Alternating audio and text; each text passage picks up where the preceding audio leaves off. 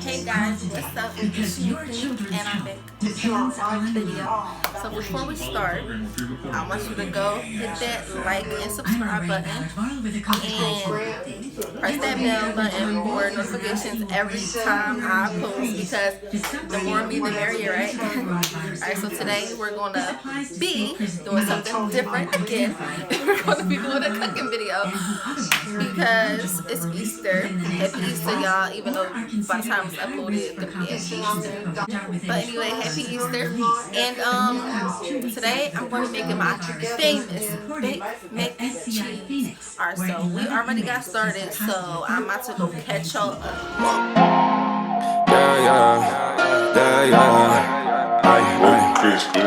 Couple bad bitches in my living room. They gon' ask me what I'm trying to get into. My gang hella crazy like a quarter flu. Alright, so we have 8 ounces of Sharp Cheddar, 8 ounces of Colby Jack for today, but I normally use Monterey Jack or Gouda, 8 ounces of White Cheddar, a little bit less than 12 ounces of Italian style, but I normally just do Mozzarella. We're using a pound of macaroni noodles. We're going to use half a stick of Philadelphia cream cheese or whatever cream cheese you like, about 3/4 cups of sour cream, some hot sauce, some grated Parmesan, or you could do a Parm and Romano mix. Also need some half and half butter and 2 to 3 eggs. Now on to the next step. Alright, so I generously salted my water and I had it boiling. I put about 4 chicken bouillon cubes in there, and now I'm going to pour in my noodles. And after that, I'm gonna set a timer for 7 minutes and I'll let that cook. Alright, so now my noodles are done and they're still hot. And I actually added a little bit of the seasoned pasta water to this pasta, and that'll just help bring everything together. Alright, so as you can see, I'm gonna add half a stick of butter. I've seen people use more, but honestly, it's so much oil and cheese, you really don't need that much butter. Now we're going to use half a stick of cream cheese, and don't be scared of this stuff, y'all. It's so good, but make sure it's soft. Then we're going to add 3/4 cup of sour cream. If it's your first time and you're scared of the sour cream, half a cup will do. So now we're going to add in some hot sauce. I eyeball this. I don't really measure this. Just do this based on preference. It doesn't make it spicy. It literally just gives it that, I don't know, it just gives it that hint of flavor. So now we're going to season and do this based on preference too. I just put in a little bit of everything that I'm showing right here. This is some Old Bay, and next I'm going to grab some soul food seasoning. If you don't have soul food seasoning, this just has like garlic, paprika, salt, sugar, and stuff like that. This is garlic pepper seasoning, which, you know, is basically just in the name. It also has salt in it. Now I'm adding a little bit of cayenne just for that flavor, not really for spice. Don't kill me, y'all. I do add a little bit of ginger to my mac and cheese. No, it doesn't make it taste really gingery. It just, you know, like I said, it just gives it that kick. This is some chopped onion. I would use onion powder, but I didn't have it at the time, so I had to use what I had. But if you have onion powder, then use that, you know. And also, if you don't like these seasonings, make it your own. Like, season it to what you want to do with it. If you want to just use salt and pepper, just use salt and pepper. So here we go. I'm using some paprika and more pepper. Just a little bit, because some of the stuff I had used already had some pepper in it. But drum roll, here goes my secret ingredient: sugar. I use a little bit of sugar in my mac and cheese, and trust me, it does not make it taste sweet. Literally, I think it just like balances out all the salt that's in there, and it really, I don't know, it just gives you the flavor that you never thought you was looking for. So just stir this up, and baby, you gotta taste it. So this is how you really perfect it. You gotta taste it. Taste it while you can. If it got eggs in it, don't taste it, but taste it while you can. And when I tasted it, I thought it was good, but I just thought it needed a little bit more garlic and pepper seasoning. So that's what I put in there. If you want more of this or more of that, do that. But, you know, I don't measure, so I just gotta do it to my taste. So right now, I'm gonna put a little bit of all the cheeses that I'm gonna be using into this into the macaroni right now, and I'm gonna do that just to be really thorough and just to make sure that there's cheese in between the layers and that we have a really nice cheesy macaroni and cheese in the end. Alright, so now that that's done, we're going to begin assembling our mac and cheese. So the first thing you want to do is put down a nice layer of macaroni. You don't want it to be too doubled up, like you don't want the layer to be too thick, because you want to get like 3 layers out of this, and that's what I found works best. So now that the macaroni is down, we want to take our first cheese. So our first cheese is the Colby Jack, and I use this because it's like yellow. It's more yellow than white. So I put the cheeses down, like alternating between the colors or whatever, just so I can see how much of each cheese I'm putting down. So I guess that's a little tip. So I'm gonna do that until I've used all of the cheeses, and I'm gonna come back when it's done.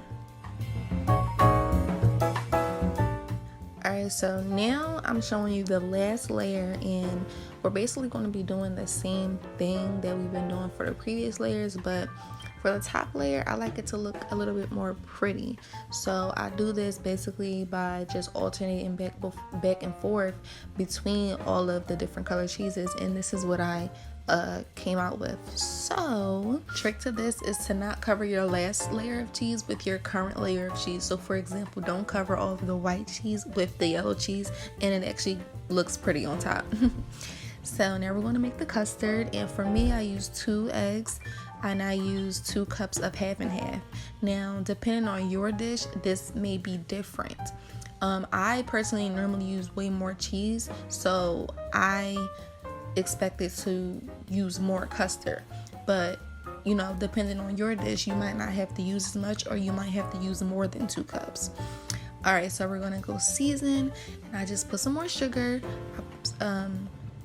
put some salt, I put some garlic pepper seasoning, and I put some more pepper, and I'm gonna blend it up, and I'm gonna pour it on top of my mac and cheese, like so.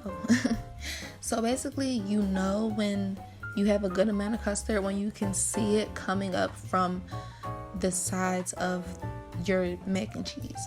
So you don't want to drown it in your custard, but you want to be able to see your liquid come up from the sides, and you'll see what that looks like in a second.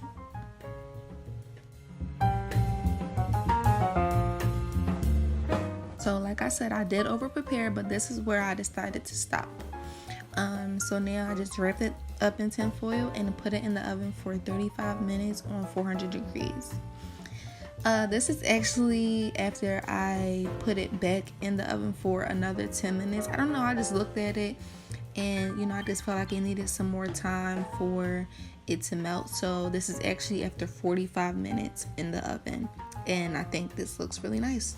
Alright, so I'm gonna put some paprika on top for some color. I don't know, it's just something about a pretty mac and cheese that really make it taste better.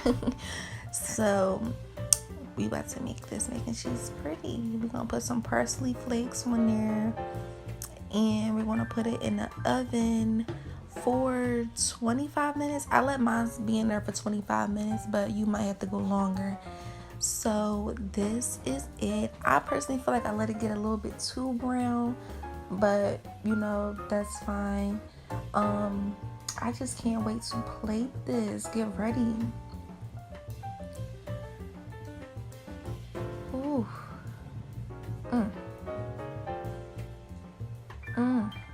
Yes. Ooh. I feel like mac and cheese is so good when it's fresh, like when it's fresh out the oven. That's the best. That's when it really tastes the best. Ooh, it's just, Tell me that don't look good. Alright, so this, let's focus. This is the finished product. You want to take some? Yeah, Mom's the whole pan. Me, I'm about to tell you how it tastes.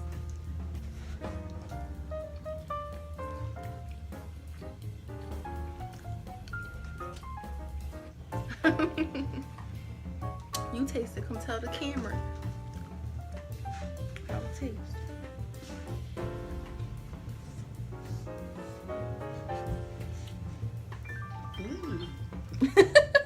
So,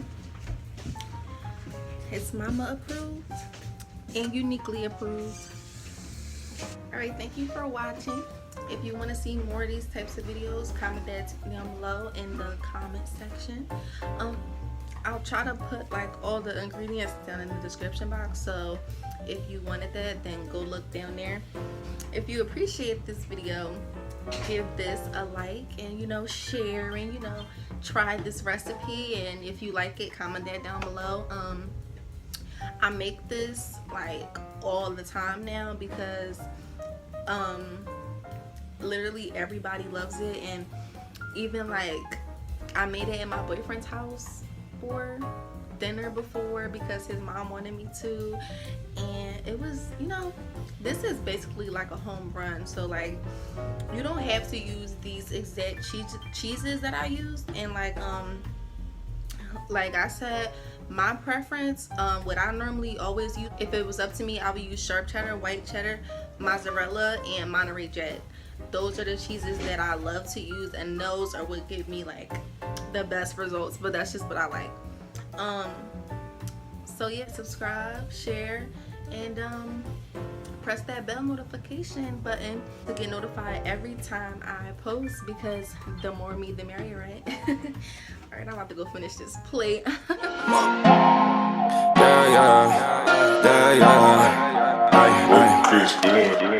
bad bitches in my living room. They gon' ask me what I'm tryna get into. My gang hella crazy like a quarter flu.